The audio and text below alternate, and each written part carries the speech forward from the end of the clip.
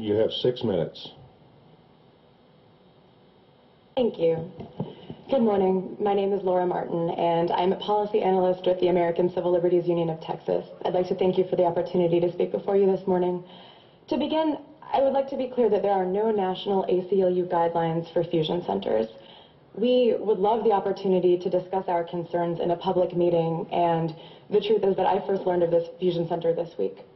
I'm here this morning because the ACLU of Texas believes that fusion centers undermine our basic right to privacy and fail to make us safer. Y'all heard Chief Acevedo talk about how fusion centers are focused on terrorism, but over time, their approach has grown to this all crimes, all hazards methodology. We believe that this is an alarmingly overbroad mandate.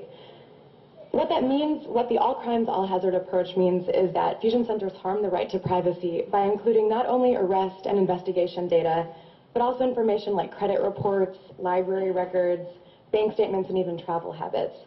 For instance, even data from the private sector is considered fair game in fusion centers. So that means that airlines and retail stores, phone companies can all contribute information to these databases. With so much information on ordinary folks in these fusion centers, this creates a needle in a haystack scenario that causes law enforcement agencies to waste time and money chasing false leads. Our concern from a public safety perspective is that real threats would go unaddressed because limited resources are being sucked away from targeted investigations. And I want to share with you some anecdotes of abuses of authority that we've seen in fusion centers in both Texas and around the state. Back in the spring, an intelligence bulletin from a fusion center in Collin County described a conspiracy between Muslim civil rights organizations, lobbying groups, and the anti-war movement, and encouraged surveillance of these groups. And recently in Virginia, a fusion center intelligence bulletin referred to the state's colleges and universities as, quote, nodes for radicalization, and encouraged surveillance of First Amendment protected activities. Our concern is that reports like this don't only impinge on the rights of these individuals who are falsely accused, they undermine democracy by chilling free speech and free association.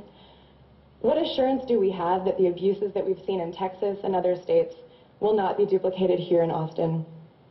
A constant critique of fusion centers is that they're shrouded in secrecy. The City of Austin and APD need to explain why this fusion center is necessary when the Department of Public Safety already has a statewide fusion center in Austin. We're interested in meaningful opportunities for public input to address these privacy protections. I welcome the opportunity to be present at a public meeting, address some of these concerns, learn about the plans for privacy protection, accountability, and if plans for the fusion center do move forward, the city needs to ensure that the public is involved and that their concerns are represented. Thank you.